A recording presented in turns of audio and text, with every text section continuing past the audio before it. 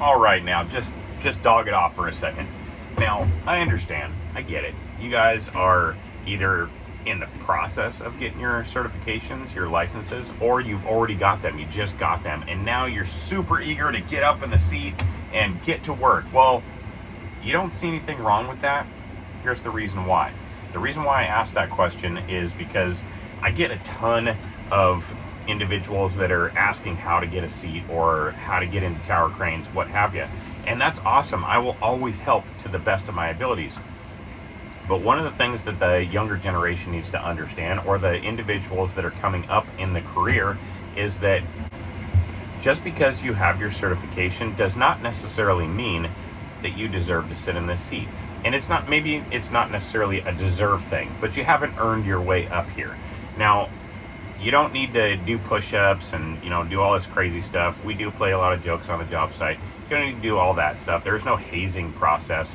But the fact is that in order for you to be able to sit up in this seat and do your job the most effectively, efficiently, and safely as possible, is learn it from the ground up. And what I mean by that is chasing the hook, rigging, signaling, all those things, including inspections, and kind of the list goes on. Now, it depends on whether you're mobile or tower, how in depth that will get, and what different duties you'll be taught during that whole process. But it is, like I said, it's a very, very long learning process, and it's something that you should retain every single day. You're retaining all of this information, and though it may not feel like any of that would necessarily apply to you because you're just sitting up here with the controls, the fact is that when you're down on the ground and you're belling or you're rigging or you're chasing the hook, you're running around, you're doing this, you're doing that, you're oiling on a crane, you're driving the crane,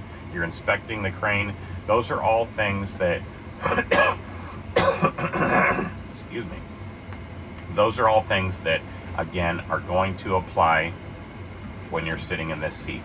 Now, if you were to just go get your license or your certifications and come right up into the seat, and these guys get on the radio and they're giving you signals this, signals that, signals this, signals that, it's a lot different than what you learned in school.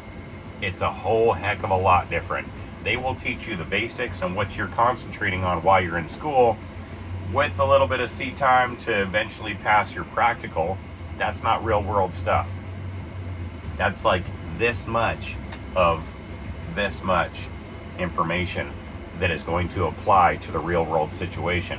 Most of what you're going to do in class is learn about OSHA and ASME and all the different policies, procedures, and do's and don'ts. And that's going to be so that you can pass your core exam and you can pass your practical, or your core exam and your specialty exams. Again, not real world job experience. That's to get your license. So we refer back to, once you jump up into the tower, if you were to get your cert and then immediately jump into the seat, and I'm not saying that it's not possible, because I have heard, unfortunately, of schools teaching people, men and women, and then giving them their certification and then shoving them right up into a crane. That's not realistic. It's very dangerous. It's a very dangerous thing to say. So I'm not trying to step on anybody's toes, not trying to hurt anybody's feelings, and if that did hurt your feelings, you should probably reevaluate the industry that you're getting into. You could grow some thick skin. I'm just trying to be real, and the fact is that all of the things that you're going to learn on the ground are going to apply when you sit up into this seat. You will not only have real world experience when you're down there doing those things, but you will also end up appreciating the seat itself once you actually get up here. Now, you got to remember, yes, I am the operator. I have done, let's just say, for example, I would recommend at least 2,000 hours under the hook. Now, a lot of people think, oh my God, it's 2,000 hours. That's really not that much time. Longer, the better. 2,000 hours rigging or under the hook, chasing the hook, belling, doing all that kind of stuff. Minimum time.